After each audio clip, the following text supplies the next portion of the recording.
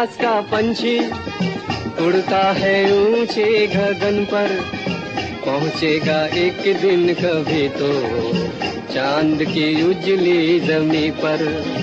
दिल मेरा एक आकाश का पंछी उड़ता है ऊंचे गगन पर। नमस्कार दोस्तों, मैं हूं आपका मोहित बरुआ और आप देख रहे हैं बरुआ का शो मस्ट गो ऑन। आज रंगमंच के सुहाने सफ़र में हमारे साथ बहुत पुराने रंगकर्मी हैं संजय मिश्रा जी। चलिए मिलाते हैं संजय मिश्रा जी से, वो पत्रकार भी हैं इस समय। चलिए संजय मिश्रा, नमस्कार। नमस्कार नमस्कार, आपके सभी दर्शकों को मेरा नमस्कार। मैं संजय कुमार मिश्रा, रंगमंच से जुड़ा हुआ मेरा अपना अनुभव है। तो आपने किस सन से रंगमंच को रंगमंच में तो मैं 87 में जुड़ा था। अच्छा, 1987 में, लेकिन जो हमारी सही शुरुआत है वो 88 से हुई। अच्छा अच्छा। हाँ, असिद्धा जो डायरेक्टर थे उन्होंने हमको इस रंगमंच में उतारा है। असिद्धा ने जो कि बहुत बड़े आपके सस्पेंस के डायरेक्टर हैं और उनकी यादें तो आज भी तरोताज़ा हैं। तो उसमें आपने पहला नाटक कौन सा किया था? पहला नाटक हमारा था आहट।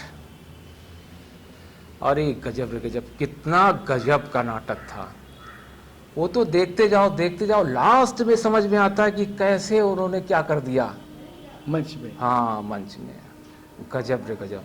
तो उनका साथ कितने, कौन कौन से नाटक उनके साथ ज़्यादा आपने किए? उनके साथ तो 2 ही नाटकों में हमको मौका मिला।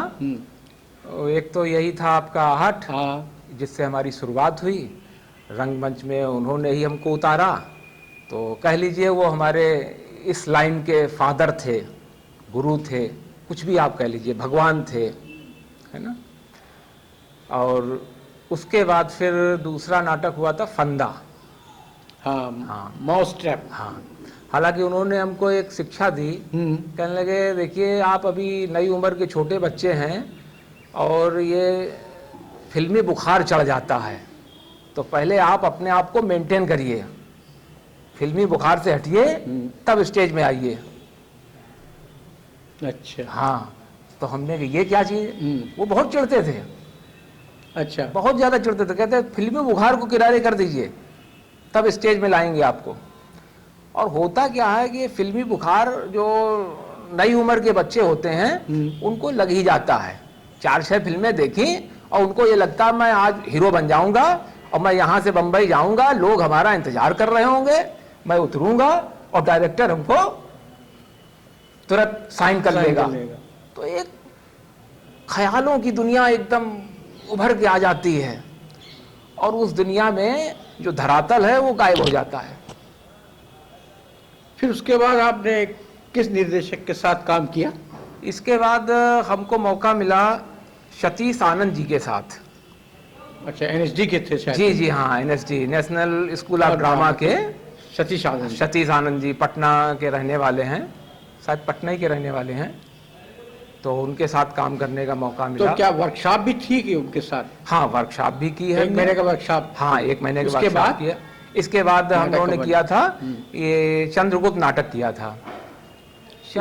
उसके निर्देशक भी यही थे। हाँ, और चंद्रगुप्त नाटक में तो गजब का इसमें विशेष एक रिसर्च किया गया था। ये अपने सिद्धेश्वर अवस्थी जी जो थे, उन्होंने इस नाटक को नौटंकी शैली में प्रस्तुत किया।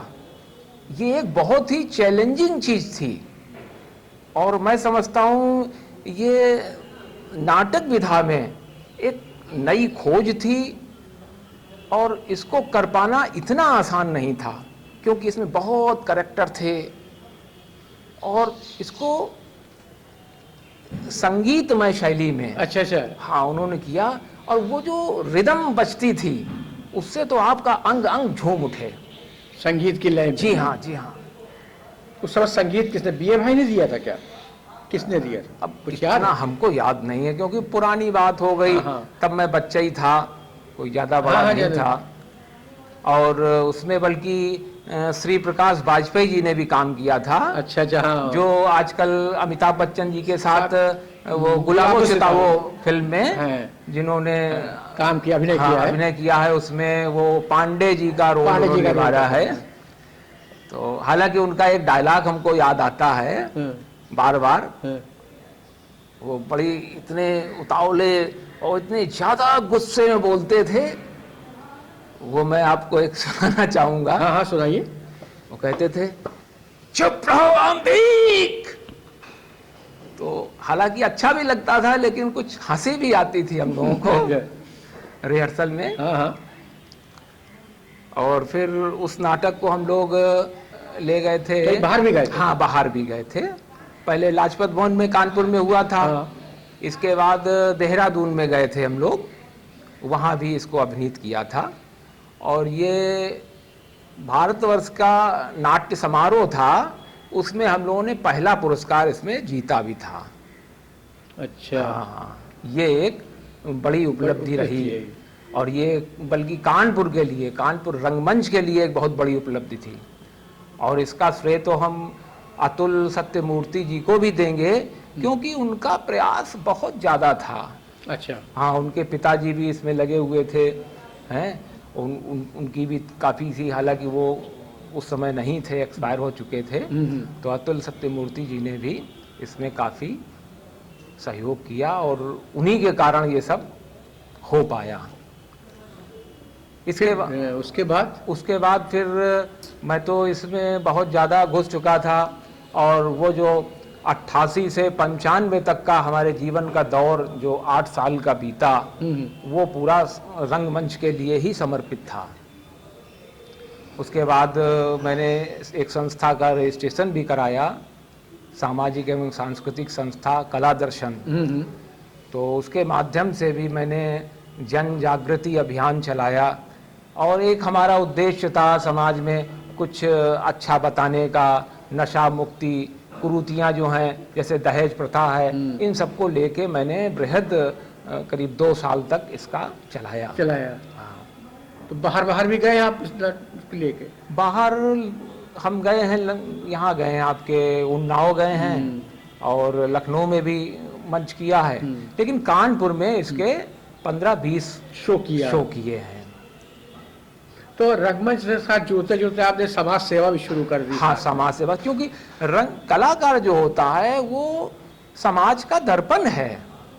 वो समाज से कैसे दूर रह सकता है, और समाज में तमाम बुराइयां हैं, उनको कैसे दूर किया जाए, उसका एक माध्यम है ये। मैंने उस माध्यम को चुना कि हम अपनी कला के माध्यम से समाज की कुरीतियों को हटावें, लोगों को जागृत करें और उनके अंदर एक अच्छी दिशा देने का प्रयास करें। अच्छा, पहले का रंगमंच और अब के रंगमंच में आपको कुछ बदलाव नजर आया? कुछ नहीं, बहुत बड़ा बदलाव है। क्योंकि पहले के रंगमंच में जो कलाकार होता था, जो सीनियर्स होते थे, उनमें बाप बेटे का रिश्ता होता था। बाप बेटे का बड़ा रिस्पेक्ट था। और सबसे बड़ी बात ये, उस समय महंगाई का दौर नहीं था। नहीं, सही कह रहे हैं। एक माहौल जो था वो बड़ा शांत था, कोई ज़्यादा कंपटीशन नहीं था। और आज के माहौल में एक दौड़ है, एक ऐसी दौड़ जो आर्थिक दौड़ है। हाँ। और उस आर्थिक दौड़ में हम भूल जाते हैं अपने मानवीय मूल्यों को, और उनको हम किनारे छोड़ देते हैं। इन प्रकारेण हम चाहते हैं कि हमको ये चीज़ मिल जाए। तो ये कुछ हद तक तो ठीक है, लेकिन पूरी तरह से नहीं ठीक है। सही कह रहे हैं आप। तो और अब जो लोग लड़के सीखने आते हैं हमारे पास, तो वो ज़्यादा दिन रहते नहीं है। उसका भी क्या कारण कि आते हैं सबको फिल्म का बिल्कुल हमने कहा ना कि फिल्म एरिया जो हो जाता है ना, फिल्मी बुखार, तो नई स्टाइल में आए और जब यहाँ नाटक में आए और उनको महीने भर स्क्रिप्ट रटाई गई तो उनको ऊबन महसूस होने लगती है। तो धरातल में जिस समय आते हैं उसमें समझ में आ जाता है कि ये बहुत कठिन जॉब है। तो इसका मतलब क्या थिएटर रंगमंच क्या खत्म हो जाएगा अगर इस तरह से लोग आएंगे नहीं, सीखेंगे नहीं, सीधे फिल्म की तरफ जाएंगे? तो उससे थिएटर का क्या अभाव रहेगा। ये देखिए बताइए। ऐसा है, थिएटर हम ये मानते हैं जैसे साहित्य में, हाँ। साहित्य और आपके ज्ञान की कसौटी है निबंध, उसी तरीके से अभिनय की कसौटी है रंगमंच। और रंगमंच में क्या होता है, जो आप कर रहे हैं लाइव टेलीकास्ट हो रहा है, आपको बहुत ज्यादा उसमें जरूरत पड़ती है, क्योंकि सामने दर्शक बैठे हुए हैं, आप उसमें कट नहीं कर सकते हैं, एडिट नहीं कर सकते हैं, नहीं। जो किया सब सामने हो गया, और आपको कोई सपोर्ट नहीं मिलता है। और उससे बड़ी बात यह है कि रंगमंच कितना बड़ा है, हमको आप उस रंगमंच को कैसे कवर करना है, कहां पर जाके डायलॉग बोलना है, कहां मूवमेंट देना है, ये बहुत भी जरूरी चीज है, और जिसको हर कोई नहीं जानता है। और जो आज का बच्चा है वो तो उसने पिक्चर देखी और सीरियल देखा तो एकदम से भावनाएं उभर गई और आ गया, और जब यहाँ देखता है तो संघर्ष लगता है तो कहता है अरे छोड़ो यार। तो वो धीरे धीरे संघर्ष तो है ही, अगर वो सीखेगा तो। अब आप ये देख लीजिए, हम ही लोगों के बीच के राजू श्रीवास्तव जी जी हैं, हाँ, हैं? राजू निगम भी है हमारे। हाँ राजू, तो राजू श्रीवास्तव जी ने क्या किया, घर बार सब छोड़ दिया और छोड़ के वो लगे संघर्ष में करते रहे। आज वो विश्व के हास्य अभिनेताओं में गिने जाते हैं। स्टैंडिंग हास्य अभिनेता के रूप में उन्होंने अपनी पहचान बनाई। तो उनको देख के हमको बड़ी खुशी होती है कि हमारे बीच का व्यक्ति है और विश्व में उसने नाम कर दिया, कितनी बड़ी बात है। तो उसको देख के तो हमको लगता है जैसे हम ही बन गए हों, हमारा कानपुर का रंगमंच उठ गया हो। हालांकि वो एक अलग बात है कि उन्होंने कानपुर रंगमंच में काम नहीं किया, लेकिन एक कलाकार होने के नाते हम लोगों को उनसे बड़ा लगाव है। और कानपुर के निवासी है वो, कानपुर के निवासी हैं। और आज तो देखिए उनकी जो कार्यशैली है, उन्होंने जो योगदान दिया हमारी इस कला जगत में, वो बड़ा ही सराहनीय है। क्योंकि आज के बच्चों को अब वो एक इतना बड़ा प्लेटफॉर्म देने जा रहे हैं कि जो इतिहास होगा, मैं तो कहूँगा कि हिंदी फिल्म इंडस्ट्री के जनक के रूप में उनको अब लोग देखेंगे।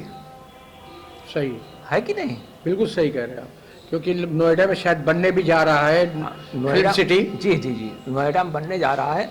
हालांकि कलाकारों का ये कहना है कि योगी जी ने बहुत अच्छा काम किया, लेकिन ये जो फिल्म सिटी बनने जा रही है वो ऐसी जगह बननी चाहिए जहां पर शूटिंग के लिए अच्छे अच्छे दृश्य हो, है उस पे हमारा खर्च कम हो। अब वहाँ ऊसर पड़ा हुआ है, विकास होने में बहुत टाइम लगेगा। टाइम तो लगेगा, वहाँ अभी कुछ भी नहीं है। अगर ये लखनऊ में हो, अयोध्या में हो, या आपके बांदा में हो, चित्रकूट में हो, हैं, या आपकी ये है मिर्जापुर है, यहाँ के दृश्य बड़े रमणीय दृश्य हैं। और अगर यहाँ कहीं इंडस्ट्री हो तो बहुत अच्छी होगी, और इसमें शूटिंग में भी काफी खर्च भी कम आएगा और उसका लाभ भी मिलेगा। और उत्तर प्रदेश की जो भौगोलिक स्थिति है, सांस्कृतिक स्थिति है, आध्यात्मिक स्थिति है, उसका भी विश्व में प्रचार प्रसार होगा। सबसे बड़ी बात, सबसे बड़ी, सही कह रहे हो। तो इसके साथ साथ आप रंगमंच पे तो कुछ संवाद आपको याद है जो पहले आप रंगमंच में करते थे? अब संवाद तो जहन में हो? बरुआ जी हमें बिल्कुल नहीं याद है। काफी कारण ये है कि 8 साल का ये सफर रहा, और इसके बाद फिर मैं पत्रकारिता लाइन में आ गया। अच्छा, उसके बाद आप पत्रकारिता हुए? और पत्रकारिता लाइन 95 से मैं पत्रकारिता लाइन में आ गया। तो मैं, तो कौन सी पत्रिका चलती है आपकी? ये हमारी न्यायधारा समाचार पत्र है, न्यायधारा, और ये चैनल भी है। अच्छा अच्छा, हाँ, न्यूज चैनल भी है। और इसको 17 साल 18 साल हो गए हैं चलाते। बहुत अच्छी बात है। चलिए, आप और कुछ दर्शकों को कहना चाहेंगे इस शो मस्ट गो ऑन के बारे में? हम यही कहना चाहेंगे, सबसे पहले तो हम आपका आभार व्यक्त करेंगे कि जिस हिसाब से कोरोना काल में लॉकडाउन लगा और पूरा विश्व एक थम सा गया था, उसमें कोई संभावनाएं नहीं थी कि क्या होगा, सोशल एक्टिविटीज सब बंद हो गई थी।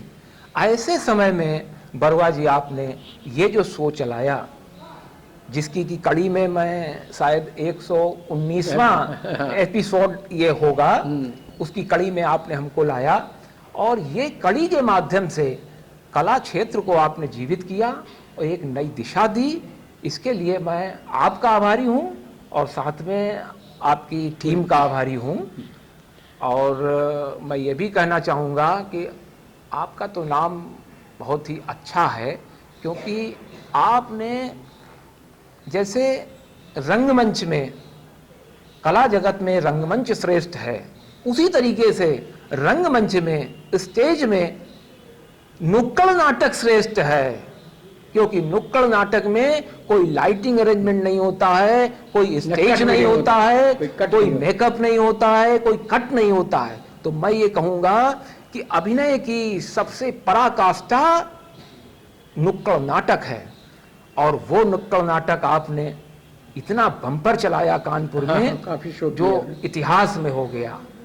और ये आपके कटहरी बाग में, फूल बाग में वो बरगद का पेड़ है, वहां पर तो क्या कहना।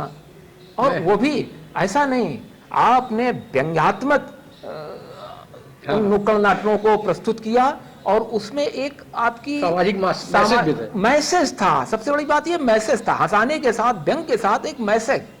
और मैसेज से आपने भी समाज की बहुत सेवा की और शायद बराबर अभी आप चले आ रहे हैं। मैं कह ही रहा हूं, रिटायर जरूर हो गए हैं आप, बैंक से आप रिटायर हुए हैं, लेकिन अब भी कला से आप रिटायर नहीं हुए हैं और मैं समझता हूं अभी रिटायर आप होंगे भी नहीं। चलिए, छोटी सी भेंट है जो मैं आपको देना चाहता हूं। ये हम लोग एक छोटी सी प्रयास है, कलाकारों का सम्मान करना हमारा उद्देश्य रहा है, तो ऐसा नहीं है कि हम सम्मान।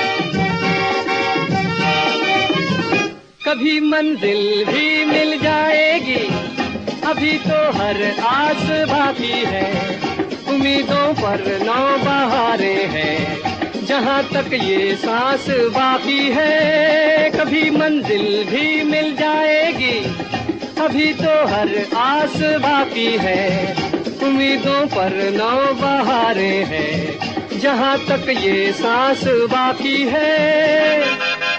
पूरी होगी हर तमन्ना, छू लूंगा आसमां को बढ़कर, राही तो रुक ना सकेगा दुनिया के रास्तों पे चलकर। दिल मेरा एक आस का पंछी उड़ता है ऊंचे गगन पर, पहुंचेगा एक दिन कभी तो चांद की उजली ज़मीं पर। दिल मेरा एक आस का पंछी